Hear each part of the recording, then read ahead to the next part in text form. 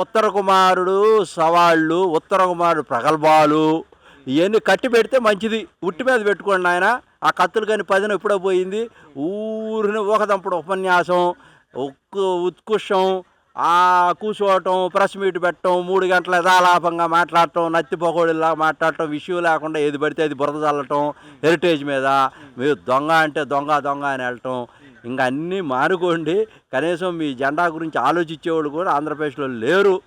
Close. Sir నమస్తే అండి. అయితే నిన్న శాసన మండలిలో ఇటు వైసీపీ ఎమ్మెల్సీలు అందరూ చేసిన డ్రామాని, హై డ్రామాని అసలు మీరు ఎలా చూడొచ్చు? పక్కన వాళ్ళు మాట్లాడుతూ మేము ఎక్కడన్నా చెప్పులు వేసుకుని దేవుడి ఫొటోస్ కానీ చూపిస్తే, ఇటు జనసేన కానీ కూటమి నాయకులు ఎవరైనా సరే చూపిస్తే మేము బహిరంగంగా రాజీనామా చేస్తామని చెప్పి మాధవరావు గారు కానీ లేదా బొత్స సత్యనారాయణ గారు కానీ మాట్లాడటం, ఈరోజున అవే ఫోటోలు సోషల్ మీడియా వేదికగా చాలా హల్చల్ అవుతున్నాయి. మరి ఎలా చూడొచ్చు అంటారు? 100 కోట్లు డిఫామేషన్ సూట్ వేసింది హెరిటేజ్. దాని మీద చేసినటువంటి ఆరోపణలకి బొత్సాకు కూడా నోటీసులు ఇవ్వడం జరిగింది.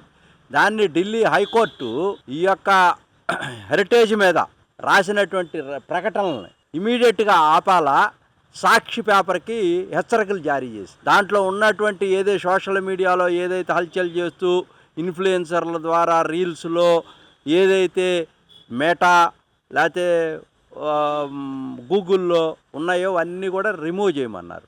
దీనికి భయపడిపోయి బొత్స సత్యనారాయణ ఇది సమాజం మొత్తం కూడా చూస్తూ ఉంది. మనం తప్పుడు ఆరోపణలు చేశాం కాబట్టి ఢిల్లీ హైకోర్టు ముట్టికాయలు వేసింది కాబట్టి మనం దీన్ని డైవర్ట్ చేయాలా, హిందూ మనోభావజాలాన్ని దెబ్బతీస్తున్నామని ప్రజల్లోకి వెళ్ళిపోతూ ఉంది.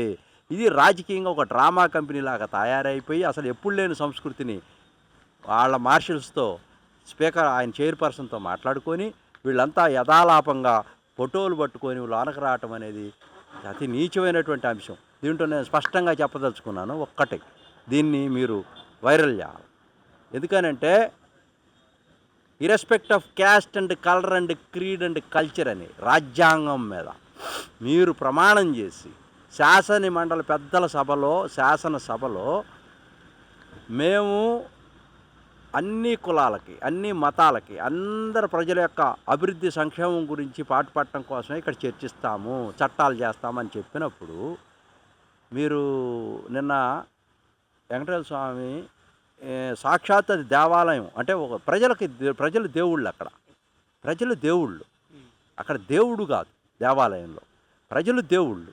శాసన మండలి ఇవన్నీ కూడా దేవాలయాలు ప్రజలందరికీ. మీరందరూ కూడా ప్రభువుల్లాగా మిమ్మల్ని చూస్తారు, పాలకులని. అటువంటి అప్పుడు మీరు క్రిస్టియన్స్కి ఏం చెప్తారు సమాధానం? మిమ్మల్ని నమ్మి క్రిస్టియన్స్ అంతా మీకు ఓట్లు వేశారు కదా, ఆ సమాజానికి మీరేం చెప్తారు? ముస్లిమ్స్ ఉన్నారుగా, ముస్లిం సమాజానికి మీరేం చెప్తారు? అంటే శాసన మండలిలో మీరు బలవంతులు అవటం వల్ల మీరు వెంకటేశ్వర స్వామి పటాన్ని తీసుకొని వచ్చి అన్యమత ప్రచారం అనేది ప్రచారం కానటువంటి దగ్గర మాట్లాడని దగ్గర, అది గుడుల్లో మాట్లాడచ్చు, పెట్టచ్చు, తప్పులేదు. వెంకటేశ్వర స్వామి గుడికి వెళ్ళొచ్చు, మాట్లాడచ్చు. కానీ శాసన మండలిలో పెట్టారంటే ఇది ఎంత దారుణమైనటువంటి అందరి యొక్క భావాజాలాన్ని దెబ్బతీస్తున్నారు కదా మీరు ప్రజానాయకులుగా. మీరు అంటే మీరు చేసినటువంటి ప్రమాణం ఉల్లంఘిస్తున్నారు కదా. ఉల్లంఘించినప్పుడు రాజ్యాంగబద్ధంగా మీకు సంక్రమించినటువంటి పదవుల్ని ఒక మత ప్రచారానికి ఓట్ల కోసం మీరు చేస్తున్నటువంటి యాగి చేస్తున్నటువంటి సైతాన్ సైన్యం, దీన్ని తప్పకుండా మిమ్మల్ని మీ సభ్యత్వాన్ని రద్దు చేయాలా అని నేను కోరుతా ఉన్నాను. అంటే ఈరోజు సోషల్ మీడియా వేదికగా వాళ్ళు చేసిన ఏదైతే ఫొటోస్ మొత్తం హల్చల్ అవుతున్న దృష్ట్యా కానీ వైసీపీ ఎమ్మెల్యేలు రాజీనామా చేస్తున్నా, మరి చేశారండి? వాళ్ళు ఒక డ్రామా అండి. ఇంకొక డ్రామా సరికొత్తగా ఎత్తారు నిన్న.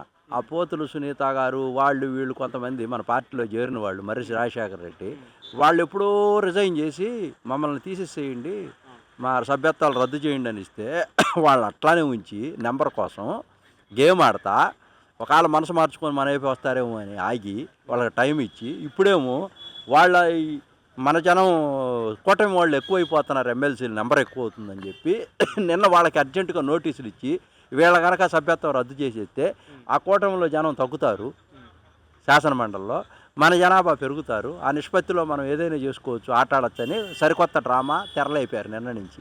సంవత్సరం నుంచి ఏం చేశారయ్యా? మీరు పట్టం తీసుకొని వెళ్ళటం, చెప్పులు వేసుకునే కదా లోనికి వెళ్ళింది, చెప్పులు ఇడిచేమి వెళ్ళరు కదా, అదేం గుడి కాదు కదా, అది వెరీ క్లియర్. దీన్ని మీరు ముక్కు నేలకేసి రాసి క్షమాపణ చెప్పి మీరందరూ రాజీనామా చేసి మమ్మల్ని బయటికి నెట్టేశారు, రాజీనామాలు చేయించారని జనంలోకి పోయి ప్రచారం చేసి ఓట్ల రూపంలో పొందాలా, అధికారంలోకి రావాలా 2029 అని దురాశతో వెళ్తూ ఉన్నారు. హిందూ సమాజం మొత్తం చూస్తూ ఉంది కల్తీని దాంట్లో, లడ్డు దాంట్లో. మీరు పూర్తిగా భూస్థాపితం అయిపోయారు. జగన్మోహన్ రెడ్డి గారు ఇక మీ పార్టీ ఆంధ్రప్రదేశ్లో లేదు, జీరో. అంటే సార్ మరి గతంలో జగన్మోహన్ రెడ్డి గారు తిరుపతి వెళ్ళాలంటే డిక్లరేషన్ మీద సంతకం పెట్టాలి, మరి జగన్మోహన్ రెడ్డి ఎప్పుడూ పెట్టలేదు. మరి ఈ రోజున బొత్స సత్యనారాయణ గారు కానీ మిగతా ఎమ్మెల్సీలు కూడా ఆ శాసన మండలిలో చెప్పులు వేసుకుని దేవుని ఫొటోస్ వేసుకోవడం, అసలు జగన్మోహన్ రెడ్డి కానీ మిగతా ఎమ్మెల్సీలు కానీ అసలు ప్రజలకు ఎలాంటి సందేశాలు ఇవ్వాలనుకుంటున్నారు అసలు హిందూ సంప్రదాయం పట్ల?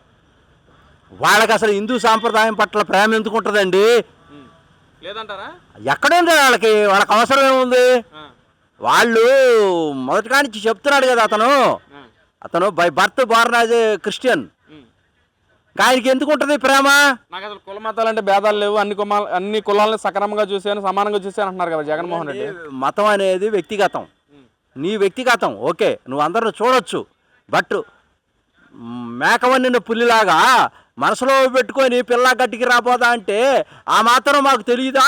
ఏ సమాజాన్ని నువ్వు ఆకర్షిస్తున్నావో, నువ్వు ఓట్ల కోసం ఏ సమాజాన్ని ఆకర్షిస్తున్నావో ఈ సమాజానికి తెలిసిన పుస్తకమే.